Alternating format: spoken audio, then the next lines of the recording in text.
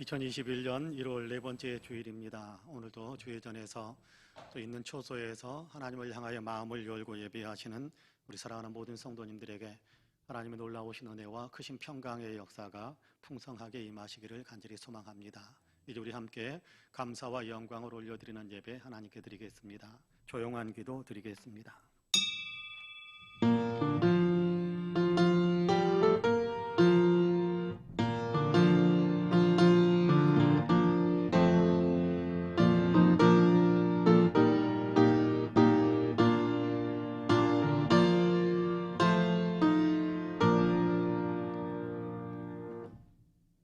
나 곧 내 영혼은 여호와를 기다리며 나는 주의 말씀을 바라는도다.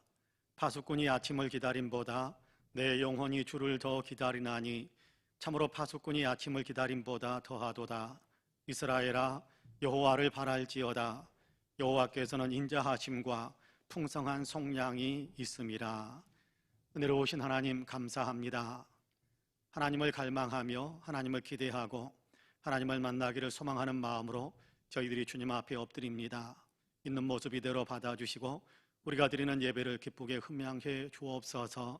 주님의 은혜를 생각하며 감사하는 마음으로 사랑하며 영광 올려드리는 마음으로 예배하기 위해서 저희들이 주님 앞에 머리를 조아립니다.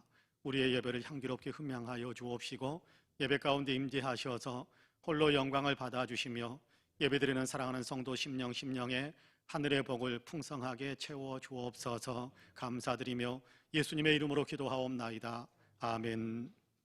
함께 일어나셔서 찬송가 3장으로 우리 주님을 찬양하시겠습니다.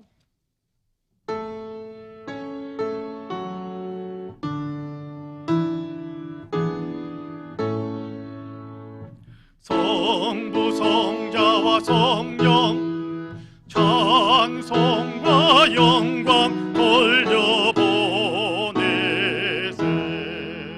태초로 지금까지 또 영원 늙음토록 성삼위께 영광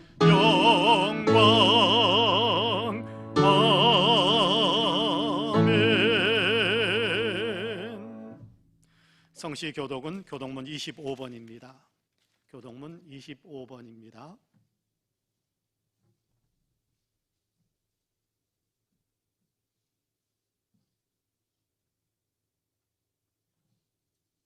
너희 만민들아 손바닥을 치고 즐거운 소리로 하나님께 외칠지어다.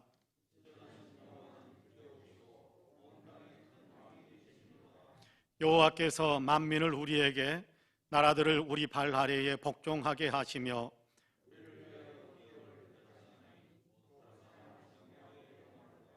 하나님께서 즐거운 함성 중에 올라가시며 여호와께서 나팔 소리 중에 올라가시도다.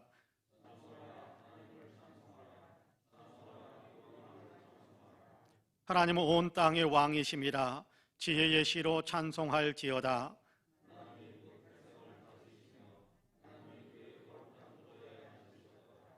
문나라의 고관들이 모임이요 아브라함의 하나님의 백성이 되도다. 세상의 모든 방패는 하나님의 것이며 그는 높임을 받으시리로다. 아멘. 주보에 있는 고백과 간구의 기도를 함께 드립니다. 함께 기도합니다. 만유의 주인이신 하나님 아버지, 사람이 떡으로만 살 것이 아니요 하나님의 입에서 나오는 말씀으로 살 것이라고 하신 것을 기억합니다. 그럼에도 저희는 지난 한 주간 동안 먹고 마시고 입을 것에 대한 생각에 묻혀서 살았음을 고백합니다. 육의 생명을 위해 먹고 마시는 것을 염려하고 근심하면서도 영의 생명을 위한 양식과 호흡을 위해서는 관심조차 갖지 못한 채 살았음을 고백합니다. 그의 나라와 그의 의를 구하라는 말씀에 역행하여 살았음을 용서하여 주시옵소서. 내일을 생각하지 못하고 영혼을 바라보지 못함으로 인해 지금 당장에만 얽매여 살았습니다. 오 주님, 저희를 불쌍히 여겨주시옵소서. 주님을 바라보며 주님 앞에 서게 될 때 영광스러운 면류관 받기를 소망하며 오늘 믿음의 삶에 최선을 다할 수 있게 해 주시옵소서. 아멘. 개인의 고백과 간구를 하나님께 드립니다.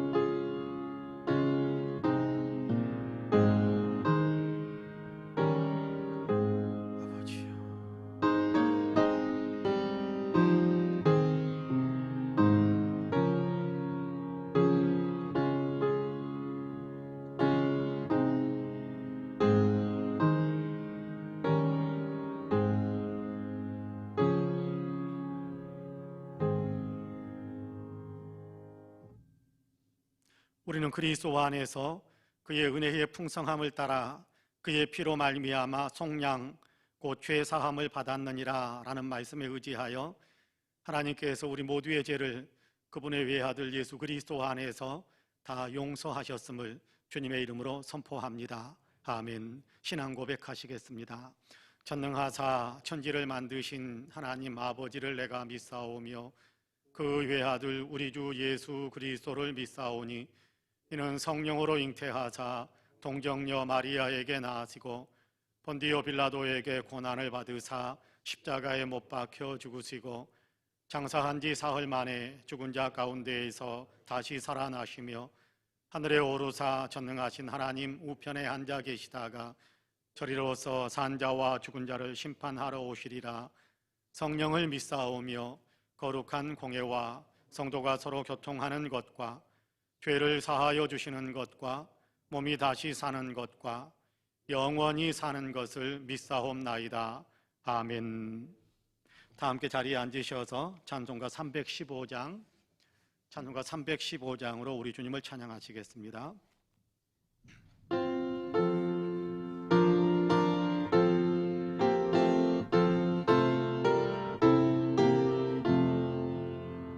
내 주 대신 주를 참 사랑하고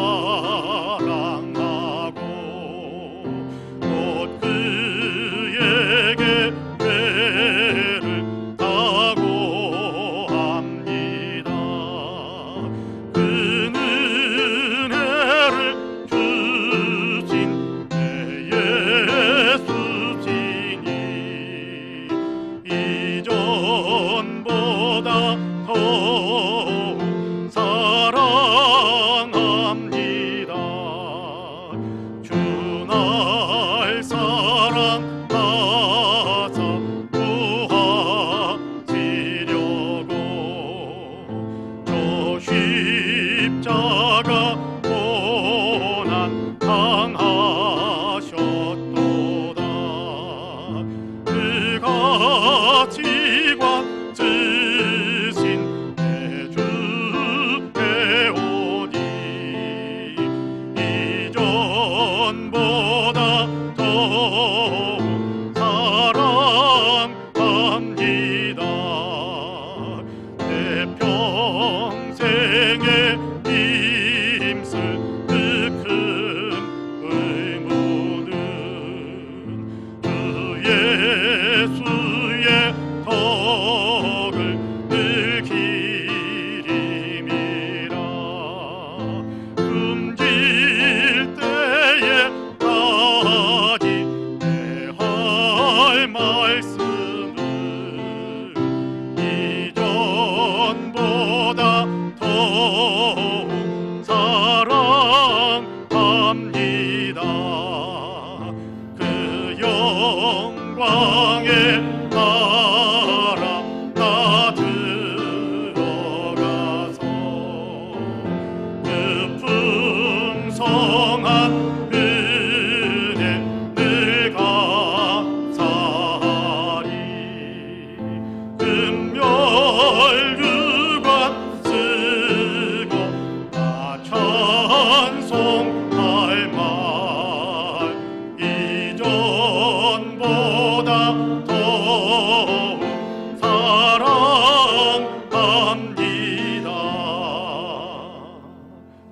아멘. 예배를 위해서 서경열 장로님께서 기도하시겠습니다.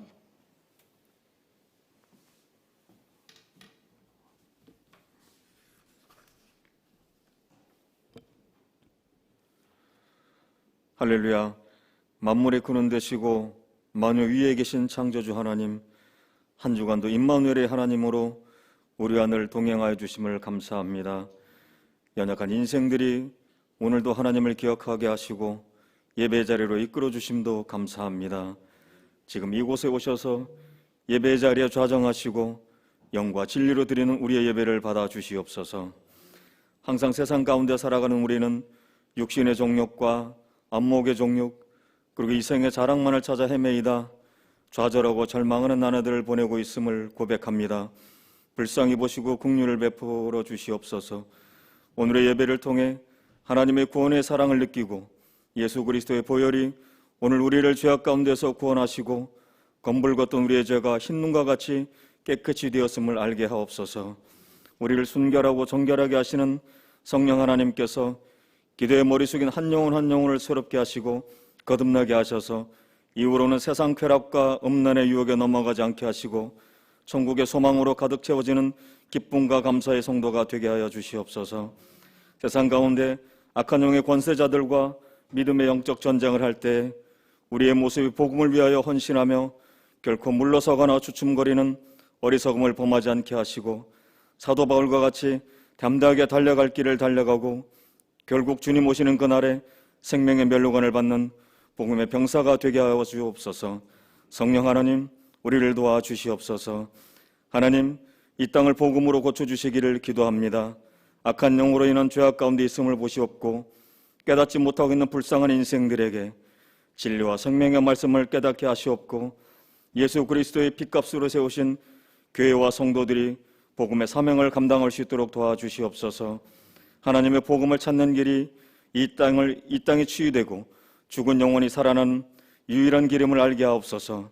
이 땅의 리더들이 복음의 기쁜 소식을 듣게 하시고 창조주 하나님을 경외하고 두려워하여 죄악길에서 속히 돌이킬 때 복음으로 연합하는 은혜를 주시고 민족의 아픔인 통일도 복음으로 이루어지는 은혜가 있기를 기도합니다. 이 땅의 교회를 반석 위에 세워주신 하나님, 송파은혜교회가 말씀의 반석 위에 굳건하게 서기를 기도합니다. 복음의 빚진 자답게 살아갈 수 있도록 도와주시옵고 주님이 머리 되시고 몸 되신 교회에서 모든 성도가 각각 몸의 지체가 되어 크든지 적든지 많든지 적든지 주신 달란트와 은혜로 섬기며 봉사하며 오직 하나님 기뻐하시는 인생이 되게 하여 주시옵소서. 서로를 위로하여 격려하고 어려운 지체를 돌아보는 섬김의 은혜가 가득한 교회 되게 하여 주옵소서. 성도가 가장 높이는 것도 하나님이고 성도가 가장 먼저 생각하는 것도 하나님, 성도가 가장 소중하고 사랑하는 것도 하나님 되기를 소망합니다. 하나님께서 가장 기뻐하시는 것이 무엇인지를 먼저 생각하고 말하고 행동하는 교회가 되게 하여 주시옵소서. 오늘도 우리를 살리실 생명의 말씀을 기대합니다. 하나님을 주목하여 들을 수 있도록 영의 눈과 귀를 열어주시고 말씀하여 주시옵소서. 주의 백성들이 듣겠습니다. 생명의 말씀을 대언하실 박지희 담임 목사님께 성령 충만한 은혜를 부어주시어 능력에 능력을 더하셔서 대언되지 않는 말씀은 우리 영혼을 죄악 가운데서 끌어올려 주시고 다시 회복시키시고 선하고 어려운 길로 인도해 주실 줄 믿습니다. 말씀을 듣고 교회를 나설 때 심령에 가득 채워주신 은혜의 말씀으로 한 주를 살아가게 하시고 가정들이 굳건한 믿음의 가정으로 사업장과 일터가 작은 교회가 되어 더욱 주의 백성으로 승리하며 살아가게 하여 주시옵소서.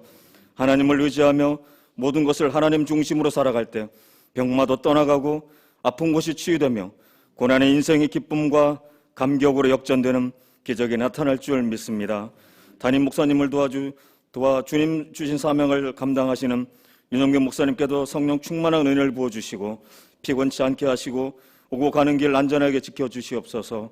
목사님들 가정과 자녀들을 축복하시고 복의 복을 더하여 주시옵소서. 우리에게 섬기게 하심을 감사합니다. 주님 십자가 감사합니다. 이 모든 말씀 우리를 구원하신 예수 그리스도의 이름으로 감사 기도 드립니다. 아멘.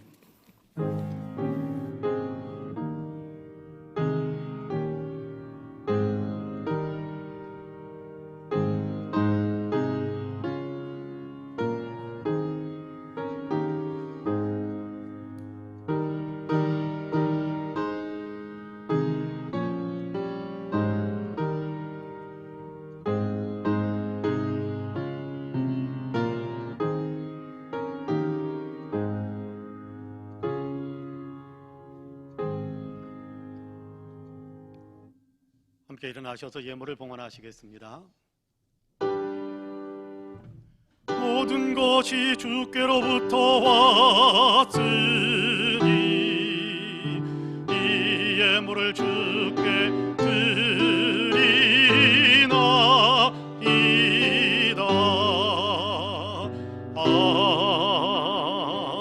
아멘. 참 좋으신 하나님, 우리에게 놀라운 은혜와 사랑과 축복을 부어주셔서 감사합니다.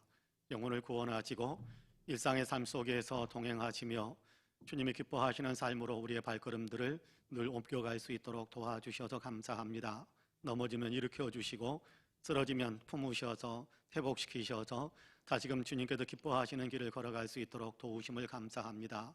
여러 가지 환경과 여건 속에서 우리가 지칠 수 있지만 주님께서 성령으로 새 힘을 주시어서 날마다 희망을 품고 용기를 가지고 주님께서 기뻐하시는 삶을 향해 한 걸음씩 한 걸음씩 전진해 갈 수 있게 하심을 감사합니다. 그 은혜 가운데 오늘도 주님의 전에서 또 있는 초소에서 주님을 예배하며 영광을 돌리게 하시니 참 감사합니다. 감사하는 마음으로 이 시간 저희들이 주님께 귀한 예물을 봉헌합니다. 11조와 감사의 예물, 일천번제와 주일 예물, 선교 헌금, 장학 헌금, 건축 헌금, 구제 헌금으로 또 강단의 꽃을 위한 예물로 주님께 봉헌하오니 향기롭게 흠양하여 주옵시고 친히 붙드셔서 하나님의 영광을 드러내며 쓰임받게 하여 주옵소서.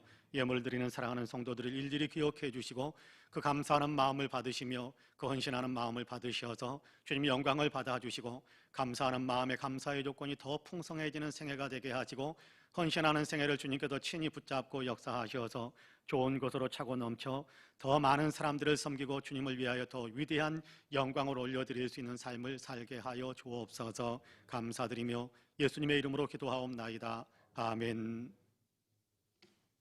교회 소식을 말씀드리겠습니다. 코로나19로 인해서 아직도 모든 일상이 정상적으로 회복되지 못하고 있습니다. 여러분을 위해서 많이 기도해 주시고 또 코로나를 물리치기 위해서 우리가 방역 지침을 또 잘 준수해 주실 수 있게 되기를 소망합니다.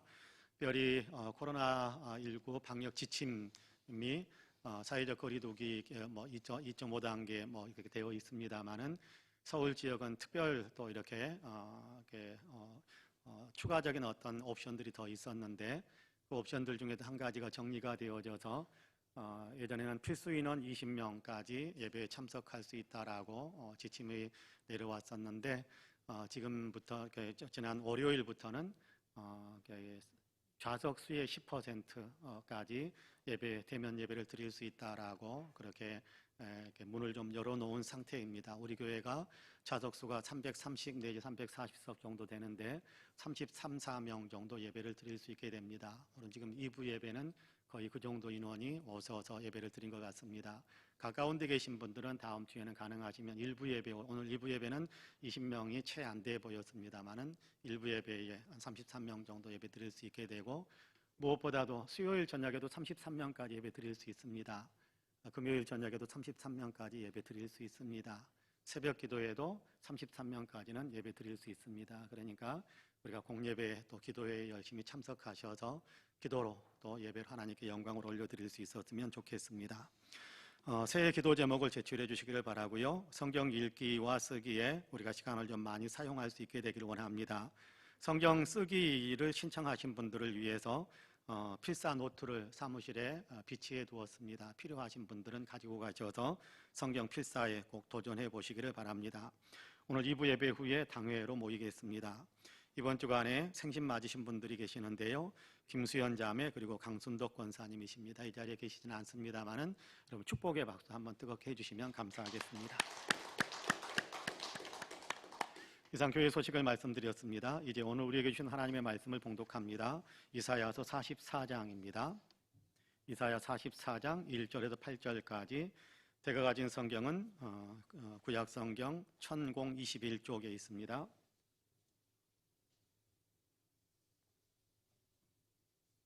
이사야 44장 1절에서 8절까지의 말씀입니다. 제가 봉독하겠습니다. 이사야 44장 1절에서 8절까지 제가 봉독합니다. 나의 종 야곱, 내가 택한 이스라엘아, 이제 들으라. 너를 만들고 너를 모태에서부터 지어낸 너를 도와줄 여호와가 이같이 말하노라. 나의 종 야곱, 내가 택한 여수르나 두려워하지 말라. 나는 목마른 자에게 물을 주며 마른 땅에 시내가 흐르게 하며 나의 영을 내 자손에게 나의 복을 내 후손에게 부어주리니 그들이 풀 가운데서 솟아나기를 시냇가에 버들같이 할 것이라. 한 사람은 이르기를 나는 여호와께 속하였다 할 것이며 또 한 사람은 야곱의 이름으로 자기를 부를 것이며 또 다른 사람은 자기가 여호와께 속하였음을 그의 손으로 기록하고 이스라엘의 이름으로 존귀히 여김을 받으리라.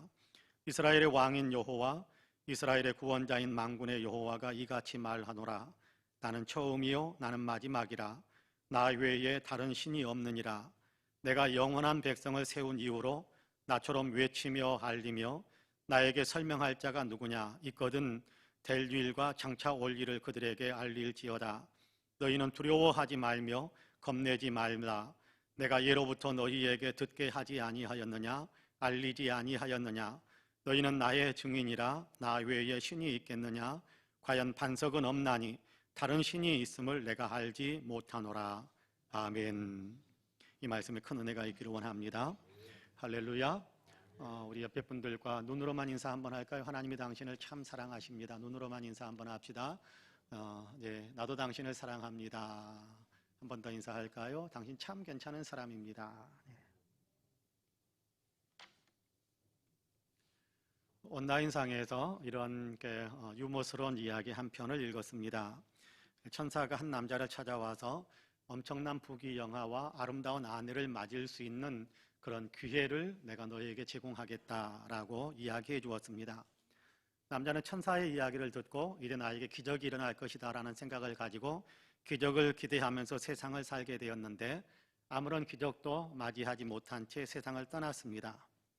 세상을 떠난 후에 천사를 다시 만나게 되는데 천사에게 따졌습니다.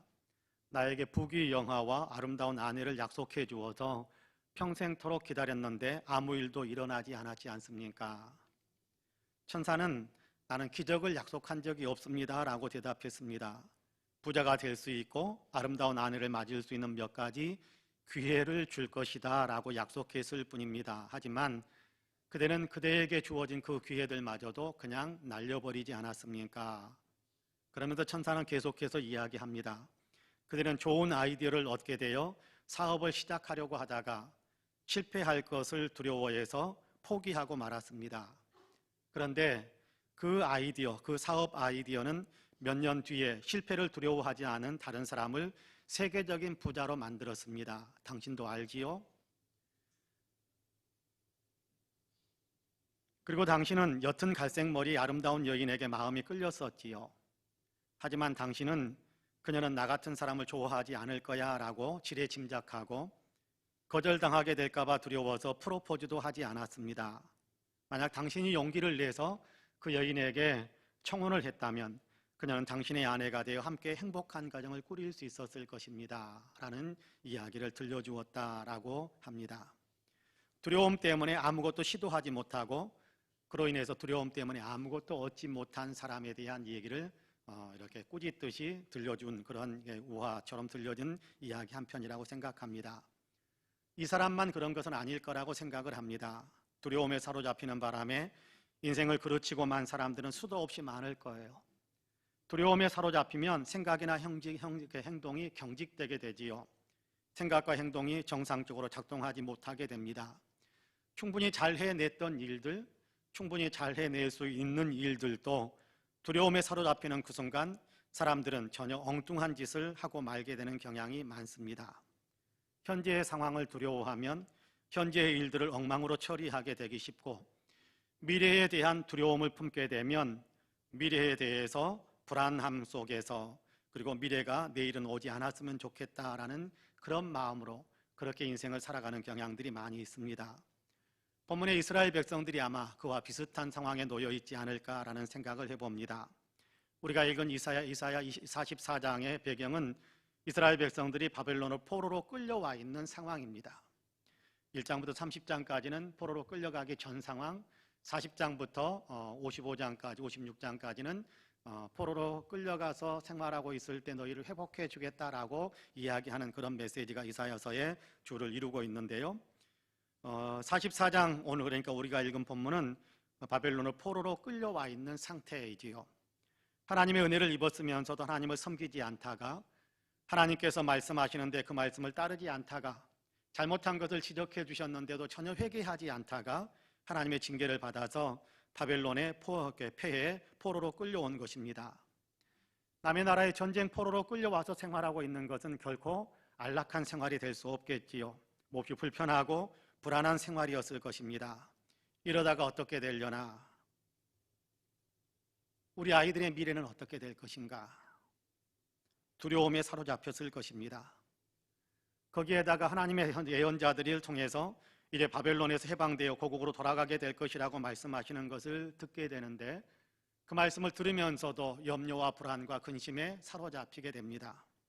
남의 땅에서 살고 있지만 그래도 오랜 세월을 지내면서 간신히 터를 좀 잡았는데 이제 돌아가게 된다고 하는데 가야 되나 말아야 되나 혼란스러운 생각에 빠져들기도 했을 겁니다.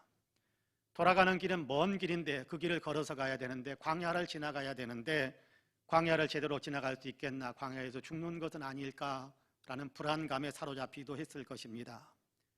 돌아가더라도 폐허더미가 남아있는데 그 폐허더미에서 우리가 어떻게 다시 시작할 수 있을까라는 그런 염려도 그들의 마음이 있었을 거예요. 이런 복합적인 마음들이 생기면서 그들의 마음은 두려움에 사로잡히기 시작했습니다. 현재의 고통, 미래에 대한 두려움, 이런 것들이 그들의 마음에 엄습하고 있는 그런 상황인 거지요. 어쩌면 우리의 상황이 이와 같지 않을까라는 생각을 해봅니다. 코로나19로 인해서, 그리고 코로나19에서 파생되어지는 여러 가지 일들로 인해서 우리는 많이 불편하고 고통스러운 것이 사실입니다. 새해는 시작되었지만 이런저런 뉴스를 듣다 보면 답답하기도 하고 염려가 되기도 하지요. 과연 우리에겐 희망이 있을까? 그런 생각에 빠져들기도 하고, 어쩌면 그런 생각에 우리가 빠져들면서 두려움에 우리 자신이 사로잡히게 되는 그런 상황들도 많이 전개되고 있을 것이다 라고 생각합니다.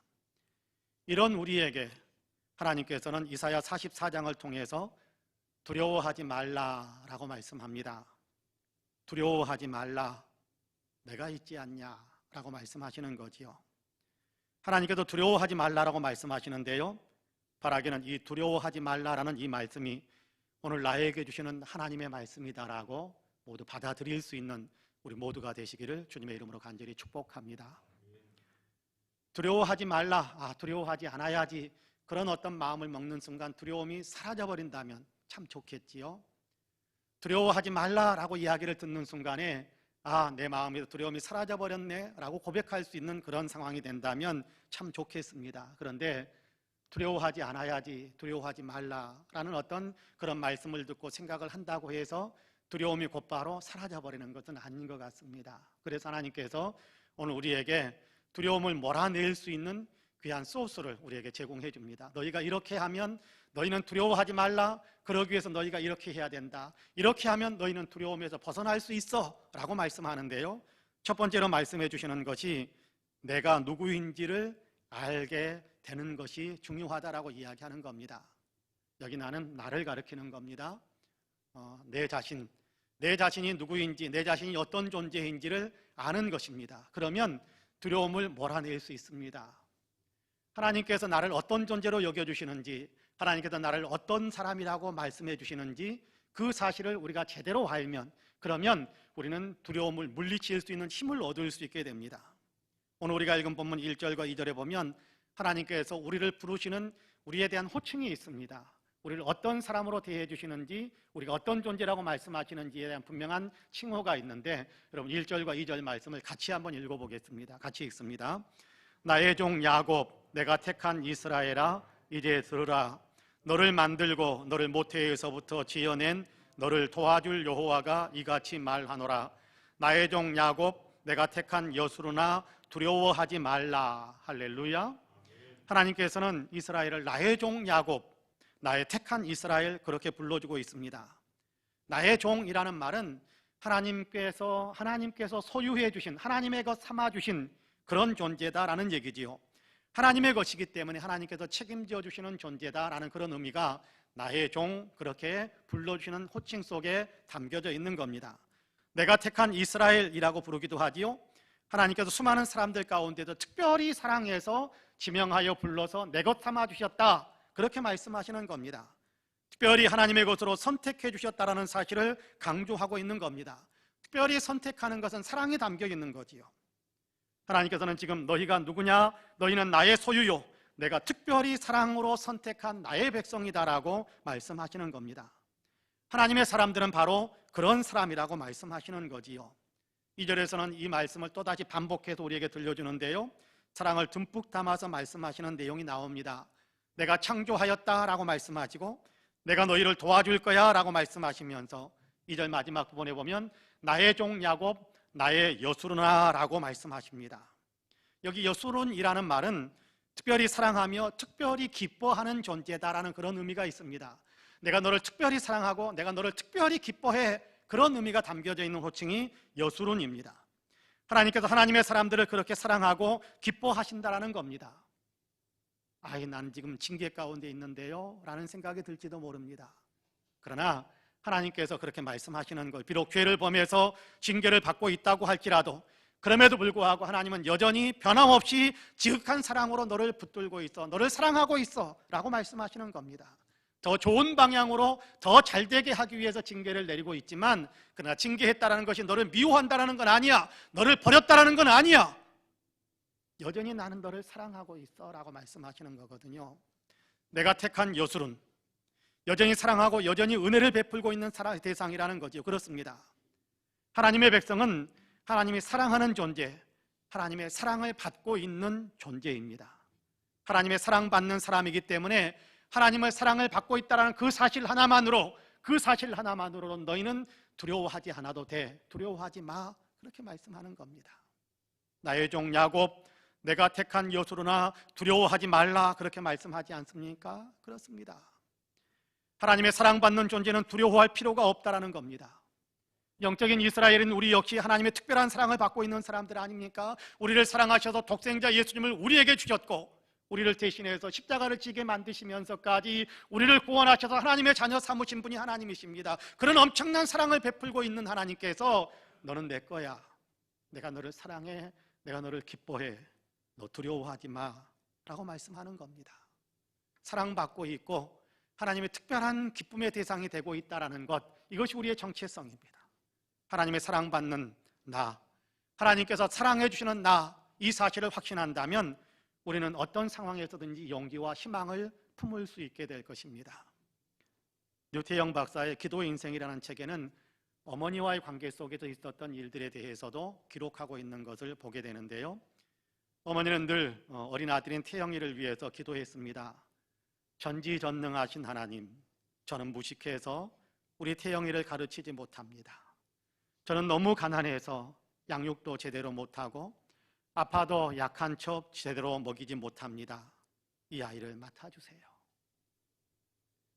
학교에 다니며 공부할 때나 시험을 쳐야 할 때나 먹을 것이 없을 때나 아플 때에도 언제나 어머니의 기도는 똑같았습니다. 기도만 그런 것이 아니었습니다. 평소에도 아들의 손을 꼭 잡고 어머니는 그런 말씀을 들려주십니다. 태영아, 하나님은 시골에서 가난하게 자라는 너를 위해 예수님을 보내주셨단다. 예수님이 아무것도 가진 것이 없는 작은 나를 위해 오셨다라는 어머니가 들려주는 이 이야기가 소년 태영이의 마음속에도 잔잔하게 울려 퍼지게 만들어 주었던 겁니다. 어머니는 계속해서 말씀을 덧붙이십니다. 그러니까 태영아, 너는 천하고 가난한 농가의 아들이 아니라 하나님의 아들인 거요. 그 믿음을 가져라. 어머니는 아들의 눈을 바라보면서 한마디 한마디 힘을 실어서 말씀해 주시곤 했답니다. 이것이 어린 태영이의 심령에 깊이 박혔습니다. 하나님이 나를 사랑하셔서 예수님을 보내주셨구나. 나는 하나님의 아들이구나. 하나님이 내 아버지시니 나는 그 무엇보다도 든든한 배경을 갖게 됐구나. 그는 자기 정체성에 대해, 자기 자신에 대해 이런 정체성을 갖게 되었고, 그러므로 그가 가난하고 정말 힘들고 정말 쓰레기통을 뒤져가면서 음식을 먹는 그런 때에라도 그래도 나는 할 수 있다는 용기와 희망을 품고 살 수 있게 되었다라고 고백하고 있습니다. 그렇습니다. 우리에게도 이런 정체성이 있기를 원합니다. 나는 하나님의 사랑받는 하나님의 아들이다. 나는 하나님의 사랑받는 하나님의 딸이다 라는 분명한 고백이 우리 모두에게도 있기를 소망합니다. 하나님의 사랑을 받고 있는 나를, 내 자신을 안다면 우리는 하나님을 믿는 믿음 안에서 세상의 그 어떤 일에 대한 두려움도 다 떨쳐버리고 도리어 용기와 희망으로 담대하게 살아갈 수 있는 아름다운 삶을 살 수 있게 될 것입니다. 바라기는 저와 여러분은 나는 하나님의 사랑받는 사람이다라는 정체성을 가지고 새해를 살아가시고, 그리고 우리에게 다가오고 있는 여러 가지 미래에 대해서 불안이나 두려움으로 생각하는 것이 아니라 그 모든 것을 창조하시는 분이 하나님이시니까 나는 그 가운데서도 하나님의 은혜와 하나님의 사랑을 듬뿍 받으면서 살게 될 거야라는 희망을 가지고 용기를 품는 우리 모두가 되시기를 주님의 이름으로 간절히 축복합니다. 둘째로, 하나님을 아는 것이 중요합니다. 두려움을 떨쳐버리기 위해서는 두려움보다 더 크신 하나님을 아는 것은 굉장히 중요합니다. 하나님이 어떤 분이신지, 특별히 하나님과 나는 어떤 관계인지를 아는 것이 중요합니다. 하나님을 알고 하나님과 나와의 관계를 안다면 두려움을 떨쳐낼 수 있습니다. 하나님을 아는 것이 필요한데요, 하나님은 어떤 분이시라고 말씀하시느냐 하면 제한적이지만 조금 짧은 구절에서 짧게 설명을 하지만 6절에서 8절까지는 우리에게 굉장히 귀중한 교훈들을 줍니다. 여러분 6절에서 8절까지 같이 읽어보겠습니다. 시작. 이스라엘의 왕인 여호와, 이스라엘의 구원자인 만군의 여호와가 이같이 말하노라. 나는 처음이요 나는 마지막이라. 나 외에 다른 신이 없느니라. 내가 영원한 백성을 세운 이후로 나처럼 외치며 알리며 나에게 생명할 자가 누구냐. 있거든 될 일과 장차 올 일을 그들에게 알릴지어다. 너희는 두려워하지 말며 겁내지 말라. 내가 예로부터 너희에게 듣게 하지 아니하였느냐. 알리지 아니하였느냐. 너희는 나의 증인이라. 나 외에 신이 있겠느냐. 과연 반성은 없나니 다른 신이 있음을 내가 알지 못하노라. 할렐루야. 6절의 하반절에서 이렇게 말씀하지요. 나는 처음이요 나는 마지막이라. 나 외에 다른 신이 없느니라. 할렐루야. 처음이요 마지막이다라는 얘기는 영원하시다라는 거예요. 영원히 계시는 존재하시는 하나님, 언제나 역사하시는 하나님, 그 사실을 이야기하는 겁니다. 나 외에 다른 신이 없다라는 얘기는 유일하신 하나님이라는 거예요. 비교할 수 있는 어떤 신도 없고 비교할 수 있는 어떤 존재도 없고 가장 전능하신 능력을 가진 유일하신 하나님이다라는 얘기를 하는 것이 나 외에 다른 신이 없다라는 말씀 속에 담겨져 있는 의미입니다. 하나님은 영원히 살아서 역사하시는 하나님, 영원하시고 또 하나님께서는 유일하신 하나님이시다.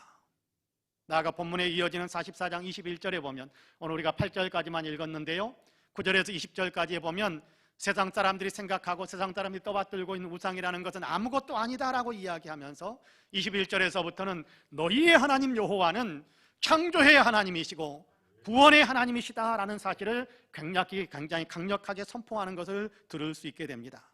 하나님은 만물을 창조하신 분이시고 어려움 가운데 있는 사람들, 사망의 위기에 있는 사람들을 얼마든지 살려내시는 구원자시다라는 사실을 이야기하고 있는 거예요. 그렇습니다. 하나님은 영원하시고 유일하시고 창조자이시고 구원자이십니다.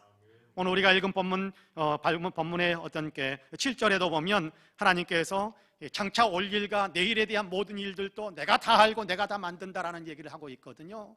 전지전능하실 뿐만 아니라 창조한다, 새 나라를 창조하고 새 역사를 창조하시는 그런 하나님이다라는 사실을 굉장히 강조해서 들려주고 있습니다. 그렇습니다.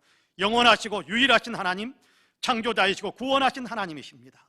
이 하나님이 이스라엘의 하나님이다라고 말씀하세요. 이스라엘의 구원자라고 말씀하고 있습니다. 그렇다면 창조자시요 구원자이신 하나님이 이스라엘의 하나님이시라면 이스라엘은 현재 상황이 어떠하든지 간에 낙심할 이유가 전혀 없습니다. 내일을 두렵게 생각하면서 내일에 대한 불안과 근심에 사로잡혀 있을 이유도 없습니다. 도리어 오늘을 희망 가운데 살아가고 용기와 담대함을 가지고 살아갈 수 있는 충분한 이유를 갖게 된 것입니다. 그래서 8절에서는 그렇게 말씀하는 거지요. 너희는 두려워하지 말며 겁내지 말라. 두려워하지 말라라고 말씀하는 겁니다. 두려워하지 말라, 겁내지 말라. 옛날부터 내가 너희 가운데 행했던 놀라운 일들을 너희가 듣지 않았느냐, 그 사실들을 내가 너희에게 이야기해 주지 않았느냐라고 말씀하기도 합니다.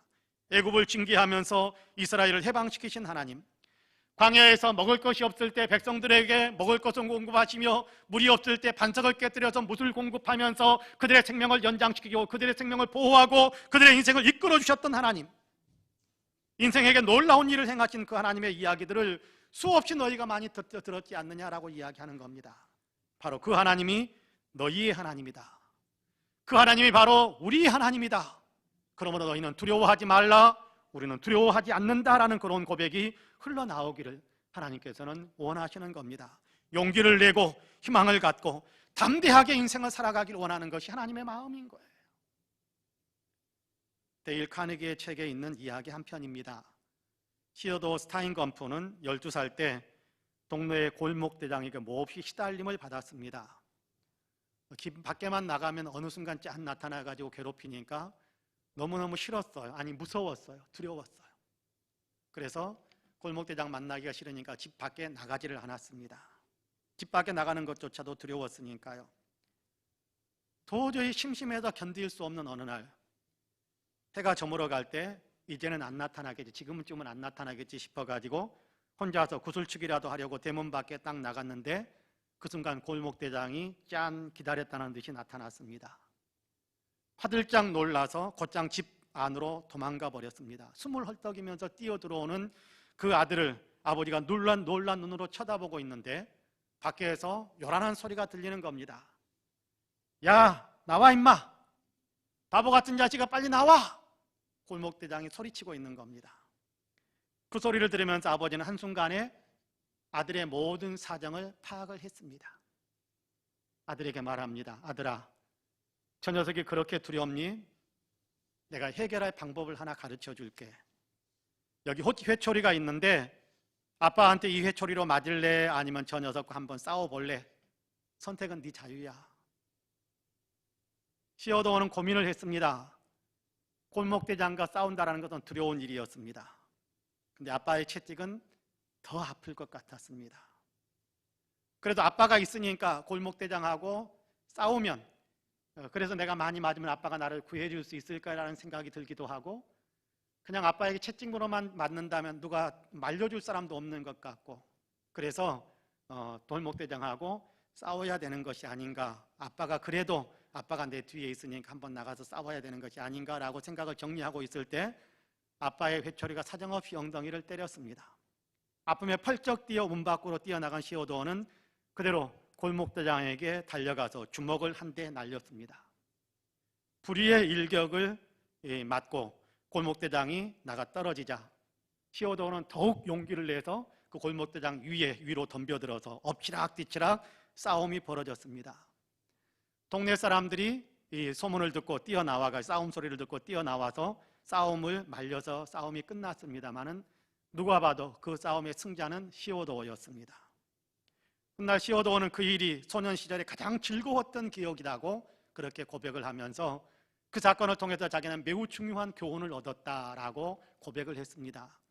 두려움은 피한다고 해서 물리칠 수 있는 것이 아니라 두려움은 싸워서 물리쳐야 되는 것이더라라고 이야기하면서 아버지라는 배경을 믿으니까 두려움을 떨쳐내고 싸워서 두려운 대상을 물리칠 수 있게 되었다라는 그런 고백을 하는 것을 책을 통해서 읽었습니다. 골목대장이 비록 두려웠지만 아버지는 더 두려웠습니다. 그러나 아버지는 나의 아버지이시니까 내가 어려우면 도와줄 것이다라는 믿음을 가지니까 용기를 낼 수 있었고, 그 용기가 두려움을 몰아내며 두렵게 만든 대상까지 물리칠 수 있는 힘이 되어 주었던 것입니다. 하나님은 우리 하나님이십니다. 창조자시요 구원자시요 영원토록 어디에나 존재하시며 그 무엇보다 강하고 능력이 많으신 전지전능하신 하나님이십니다. 이 하나님이 우리 하나님이십니다. 너를 도와줄 여호와라고 말씀하지 않습니까? 너를 도와주기 위해서 내가 너를 지었고, 너를 도와주기 위해서 내가 선택했고, 내가 너를 도와주기 위해서 내 것 삼았다라고 말씀하고 있지 않습니까? 하나님은 전능하신 하나님이신데 나를 도와주시기 위해서 전능하신 능력을 발휘하시는 하나님이라는 거예요. 이 사실을 우리가 확신한다면, 이 사실을 안다면 우리가 두려워할 이유가 뭐가 있겠습니까? 숨을 이유가 뭐가 있겠습니까? 피해야 될 이유가 뭐가 있겠습니까? 불안에 떨 이유가 뭐가 있겠습니까? 도리어 담대함을 얻고 용기를 얻고 두려움과 맞서 싸울 수 있는 힘을 발휘할 수 있지 않겠습니까? 그렇습니다. 그러므로 하나님을 알라라고 우리에게 말씀하시는 겁니다. 그렇습니다. 하나님은 전능하신 하나님, 그런데 우리의 하나님, 우리를 도와줄 하나님입니다. 이 사실을 분명히 믿으면서 두려움을 떨쳐내고 용기와 희망으로 인생을 살아가시는 우리 모두가 되시기를 주님의 이름으로 간절히 축복합니다. 마지막으로 하나님의 약속을 신뢰하라라고 말씀합니다. 하나님의 약속을 신뢰하는 것이, 하나님의 약속을 믿는 것이 두려움을 떨쳐낼 수 있는 귀한 길이기도 하다라고 이야기하는 거거든요. 하나님의 약속을 신뢰하면 용기와 희망을 얻게 됩니다. 믿는 구석이 있으면 두려워하지 않아도 되거든요. 본문에서 하나님은 약속을 들려주시면서 약속의 말씀을 선포하시면서 두려워하지 말라라고 말씀하시는데요, 2절 마지막에서도 두려워하지 말라, 6절 첫 부분에서도 두려워하지 말라 그러면서 3절과 4절에서 하나님의 약속을 선포해 주십니다. 5절까지도 있는데요, 3절과 4절만 같이 먼저 읽어보겠습니다. 3절과 4절 같이 읽습니다. 나는 목마른 자에게 물을 주며 마른 땅에 시내가 흐르게 하며 나의 영을 내 자손에게 나의 복을 내 후손에게 부어주리니 그들이 풀 가운데서 솟아나기를 시냇가에 버들같이 할 것이라. 할렐루야. 여기 목마른 자라는 얘기는 메마른 땅이라고 번역하는 것이 더 적절한 번역일 수 있을 겁니다. 메마른 땅에 물을 내려주시고 단비를 내려주시는 거지요. 마른 땅에 시내를 흐르게 하시는 하나님이다라고 말씀합니다. 단비를 내리셔서 식물에게 수분을 공급함으로 그들로 하여금 생명이 살아나게 하실 뿐만 아니라 시내를 만들어서 생명을 더 풍성하게 만드시는 하나님이시라는 거지요. 하나님께서는 이렇게 만물에 생명을 불어넣어 주시듯이 하나님의 백성들에게 성령을 부어주셔서 하나님의 영을 부어주셔서 그들과 그의 후손들에게까지 생명을 더 풍성하게 만들어 주시는 하나님, 내가 너희에게 그렇게 해줄 것이다 라고 약속하십니다. 시냇가에 버드나무가 자라는 것처럼 자라게 한다고 이야기하는데, 시냇가의 버드나무는 쭉쭉 올라가는 겁니다. 그냥 쭉쭉 올라가는 거지. 시냇가의 버드나무는요, 풀이 자라는 것처럼 무성하게 자라게 하겠다라고 하시는데, 그런 어마어마한 풍성함으로 자라게 한다. 위로 쑥쑥 자라게 할 뿐만 아니라 풀이 자라는 것처럼 풍성하게 넓게 자라게 한다라고 이야기하는 겁니다. 하나님께서 그렇게 해주겠다라고 약속하시는 거예요. 비록 지금 메마르고 퍽퍽한 인생을 살고 있을지라도 생명의 물을 넘치도록 부어주시겠다라는 것이요, 성령을 부어주셔서 영적으로도 충만하게 하겠다라고 약속하는 겁니다. 비록 지금 패배한 처지에 놓여 있을지라도 다시 세워주고 다시 회복시켜 줄 것이다라고 말씀하시는 의미도 담겨 있는 거지요. 그러므로 염려하거나 근심하지 말라라고 하는 겁니다. 나 앞으로도 계속해서 너희와 너희 후손들에게까지 그렇게 해줄 것이라고 이야기하는데요, 후손들 그들이 풀 가운데서 솟아나기를 시냇가에 버들같이 할 것이다, 내가 그렇게 만들어줄 것이다 라고 약속하는 겁니다. 자손들도 크게 자라게 하고 풍성하게 자라게 하겠다라는 것입니다. 사실 부모 세대에게 있어서 가장 큰 근심거리, 불안거리가 있다고 한다면 아마 자녀에 대한 염려가 아닌가라는 생각을 합니다. 그렇지 않습니까? 내 사업, 내 일 이런 것에 대한 근심보다도, 염려보다도 자녀들의 장래에 대한 염려가 더 큰 것이 부모 세대가 가지고 있는 그런 마음 아닙니까? 그런데 하나님께서는 부모 세대뿐만 아니라 자녀 세대에게까지, 자손들에게까지 하나님의 약속을 지금 선포하고 있는 것입니다. 하나님께서 너희 자손들도 크게 자라게 하고 풍성하게 자라게 하겠다. 그러므로 자녀 세대에 대한 염려나 불안 때문에 두려워하지 말고 자녀 세대에 대한 염려나 불안과 근심까지도 다 떨쳐버려라 라고 이야기하는 겁니다. 하나님의 이 약속을 믿으시기를 바랍니다. 이 약속을 믿으면 두려움을 이겨낼 수 있습니다. 두려움이 들어올 틈이 없는 거예요. 두려워할 일이 없는데 무슨 두려움이 들어올 수 있겠습니까? 두려움이 들어올 틈이 없는 거예요. 하나님의 약속을 믿으면 오늘 우리의 삶은 용기와 희망으로 가득 차게 될 것입니다. 하나님의 약속을 신뢰하면 내일에 대한 불안감이나 두려움을 능히 이길 수 있게 되는 겁니다. 하나님의 약속의 말씀을 신뢰하면 오늘 눈앞에 펼쳐지는 상황이 어떻든지 간에 그럼에도 불구하고 우리의 내일은 더 밝다라는 희망과 담대함을 가질 수 있게 되는 겁니다. 출애굽한 이스라엘이 가나안 땅에 가까이 왔습니다. 곧바로 들어간 것이 아니라 먼저 그 땅을 정탐해보자고 해서 12명의 정탐꾼을 보냈던 적이 있지요. 40일 동안이나 가나안 곳곳을 살핀 정탐꾼들이 돌아와서 백성들 앞에서 보고를 합니다. 가나안 땅은 정말 좋은 땅, 과연 젖과 꿀이 흐르는 땅이요, 그 땅의 과실들은 얼마나 크고 얼마나 먹음직스러운 건지 모른다고 칭찬을 쏟아놓습니다. 아마 그 칭찬의 보고를 들으면서 백성들은 야 하면서 환호성을 질렀을 거예요. 야, 드디어 우리가 엄청난 것을 얻는가 보다라고 환호성을 질렀을 것입니다.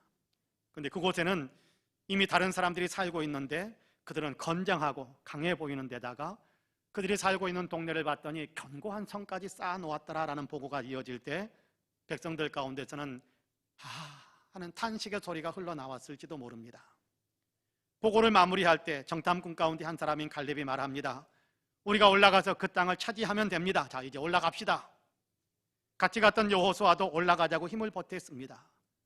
그러자 다른 10명의 정탐꾼들은 무슨 소리냐? 거기 있는 사람들은 너무 강해서 우리는 상대가 안 돼. 그들의 상대가 안 돼. 들어가면 우리는 그날로 그들에게 죽게 될 텐데 어떻게 들어가자고 말할 수 있느냐? 우리를 다 죽일 셈이냐? 갈렙과 여호수아를 핍박합니다. 그들은 그곳에 살고 있는 사람들이 두려웠던 것입니다. 그래서 올라가면 죽게 될 것이니까 안 된다라고, 올라가지 말자라고 백성들을 선동했고, 급기야는 백성들에게까지 그 두려움이 전염되어져서 모든 백성들이 다 올라가지 말자, 올라가지 않을 거야, 안 가라고 결정을 내려버린 겁니다. 갈렙과 여호수아는 그들이 비록 강해 보이지만 그럼에도 우리는 하나님의 약속을 받은 사람들이다. 그 땅을 우리에게 주신다라고 하나님이 약속하셨으니까 들어가면 우리 것 될 거야, 가자라고 아무리 소리를 질렀지만 두려움에 빠진 백성들의 소리에 묻혀서 그들의 소리는 너무 미미한 소리로 들렸을 뿐입니다. 결국 어떻게 되었나요? 그곳에 들어가면 우리는 죽게 될 테니까 들어가지 말자, 안 들어가겠다라고 말했던 사람들은 한 사람도 그 땅에 들어가지는 못했습니다. 그리고 광야에서 정말 죽고 말았습니다. 그러나 비록 그곳에 살고 있는 사람들이 강해 보이기는 하지만 그럼에도 불구하고 우리에겐 하나님의 약속이 있다. 저 땅을 우리에게 하나님께서 주신다고 하셨으니까 하나님의 약속이 있다. 그 약속을 붙들고 올라가면 그 땅 우리 것으로 만들 수 있다. 올라가자라고 이야기했던 여호수아와 갈렙은 약속의 땅에 들어가서 그 땅의 주인이 될 수 있었습니다. 다 같이 출애굽했고 다 같이 약속을 받았었는데 결정적인 순간에 운명이 갈라져 버리고 말았습니다.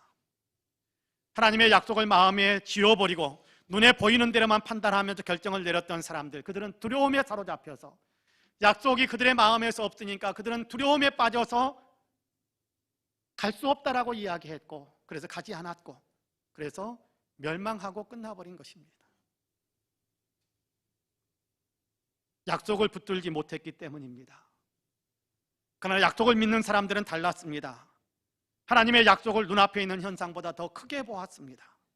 비록 보이는 현상이나 사건이 강해 보이고 내 능력을 넘어서 있는 것처럼 보일지라도 하나님께서 내 것 삼아주신다라고, 하나님께서 우리에게 주신다고 하시는 그 약속이 있으니까 약속대로 가면 약속을 지키시는 하나님께서 약속대로 이루어질 것이다라는 믿음을 가지고 그들은 전진해 가는 그런 선택을 한 것입니다. 하나님께서는 약속대로 이루어주시는, 하나님께서 약속대로 이루어주시는 그 위대한 복을 여호수아와 갈렙 그리고 그들의 후손으로 태어난 사람들이 다 누릴 수 있게 되었던 것입니다. 우리에게도 하나님의 약속이 있지 않습니까? 세상 끝날까지 내가 너희와 함께 하겠다라고 약속하신 것을 믿으십니까? 세상 끝날까지 전능하신 하나님이 우리와 함께 하신답니다. 그러면 무엇이 두렵겠습니까? 함께 하시면서 우리를 하나님의 사람으로 사용해 주시겠다라고, 하나님의 사람으로 붙들고 하나님의 능력을, 하나님의 일을 이루는 사람들로 사용해 주시겠다고 약속하셨습니다. 하나님은 믿고 구하는 대로 주시겠다라고 약속하셨습니다. 이 약속을 믿으십니까? 그러면 뭐가 두려워요? 그럼 뭐가 두려워요? 복주고 복주며 승리하겠다라고 약속하셨습니다. 무엇보다도 우리를 용서하시고, 우리가 아무리 심각한 죄를 저질렀다고 할지라도 주님은 다 용서하시고 영원한 생명을 주시며 영원한 천국으로 인도해 주실 것을 약속하셨습니다. 그러면 우리의 내일에 대해서 뭐가 불안하겠습니까? 뭐가 불안하겠습니까? 이외에도 우리를 향한 하나님의 약속은 놀랍도록 풍성합니다. 믿으면 믿는 우리에게 약속대로 이루어 주시는 하나님이십니다. 그러므로 하나님의 약속을 믿으심으로 용기와 희망의 사람들이 되시기를 간절히 소망합니다. 두려움을 떨쳐내고 용기와 희망으로 삶을 살아가시기를 주님의 이름으로 축복합니다. 사랑하는 성도 여러분, 두려워하지 마시기 바랍니다. 코로나는 두려워할 것이 아닙니다. 조심해야 될 것이지 두려움의 대상이 되는 것은 아닙니다. 조심해야 될 것이지요. 인생의 내일은 근심이나 염려하는 것이 아닙니다. 계획을 세우고 하나님께 계획을 아뢰면서 기도하면서 풀어가야 될, 헤쳐나가야 될 미래이지 두려워해서 불안하고 근심 가운데 머물러서 아무것도 시도하지 못하는 그런 내일을 우리는 생각하지 말아야 된다는 거예요. 내일은 우리가 계획을 세우고 기도하면서 하나님의 은혜로 전진해가면서 축복의 열매들을 거두어드릴 귀한 장이 되어지는 곳이다라고 생각하실 우리의 그런 믿음이 우리에게 있게 되기를 간절히 원합니다. 다가오는 내일 미래는 불안감이나 두려움으로 맞이하는 것이 아니라 도리어 희망과 용기를 가지고 맞이해야 될 아름다운 하나님의 창조의 역사가 진행되어지는 아름다운 시간들이란 말입니다. 그러기 위해서 하나님께서는 용기를 가지라고, 두려워하지 말고 용기와 희망을 가지라고, 너는 내가 사랑하는 나의 아들이다라고 말씀해 주시지 않습니까? 하나님의 사랑받는 사람이다라는 사실을 마음에 새기시기를 바랍니다. 전능하신 하나님께서 우리를 돕고 계시고 구원하신 하나님께서 우리를 구원하신다라는 사실을 늘 기억하시기를 바랍니다. 하나님께서는 우리에게 많은 약속들을 주셨는데 그 약속들을 위기 때마다 하나씩 펼쳐 보이는 거예요. 그 약속들을 위기 때마다 하나씩 꺼내어서 하나님, 저는 이 약속을 믿습니다라고 고백해 보는 겁니다. 그러면 두려움이 들어올 틈이 없을 겁니다. 담대함과 용기와 희망으로 내일을 향해서 아름답게 전진해 갈 수 있을 것입니다. 거기에서 위대한 열매들을 누릴 수 있게 될 것입니다. 바라기는 이 은혜와 축복이 저와 여러분에게 더 넘쳐나기를 주님의 이름으로 간절히 축복합니다. 아멘. 기도하겠습니다. 은혜로우신 아버지 하나님, 감사합니다. 여러 가지 상황과 여건 때문에 불안하고 근심하는 우리, 염려하는 우리, 그래서 두려움에 빠져버리는 우리에게 두려워하지 말라, 너는 내 것이고 나는 너의 하나님이야, 내가 너에게 이런 약속들을 주었으니까 그 약속을 신뢰해라고 우리를 권면해 주셔서 감사합니다. 이제 말씀에 따라서 우리의 마음을 하나님 눈에 보이는 것에 고정시키는 것이 아니라, 세상에 흘러가는 이야기들에 고정시키는 것이 아니라 우리의 마음의 초점을 하나님께 고정시키고 하나님의 약속에 맞추려고 합니다. 주님, 우리의 믿음이 그렇게 될 수 있도록 도와주시고 성령 안에서 우리가 용기와 희망을 품고 담대하게 세상을 살아갈 수 있도록 도와주옵소서. 감사드리며 예수님의 이름으로 기도하옵나이다. 아멘. 주보의 찬송과 복음성가 우리가 불렀던 찬송가 하나를 시독해 놓았습니다. 함께 일어나셔서 응답 찬송으로 함께 이 찬송을 부르겠습니다.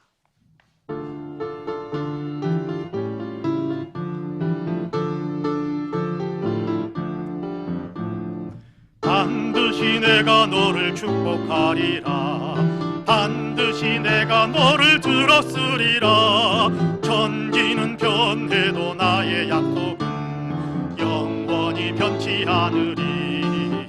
두려워 말라, 강하고 담대하라, 낙심하며 실망치 말라, 낙심하며 실망치 말라, 실망치 말라.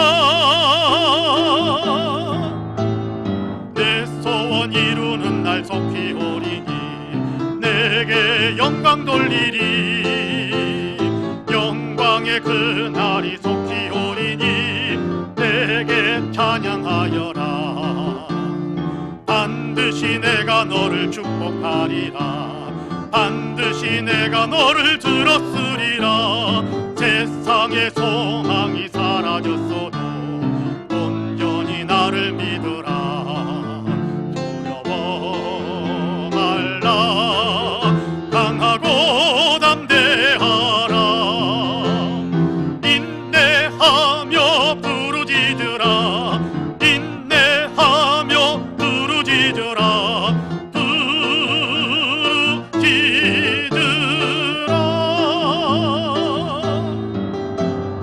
내 소원 이루는 날 속히 오리니 내게 영광 돌리리, 영광의 그날이 속히 오리니 내게 찬양하여라.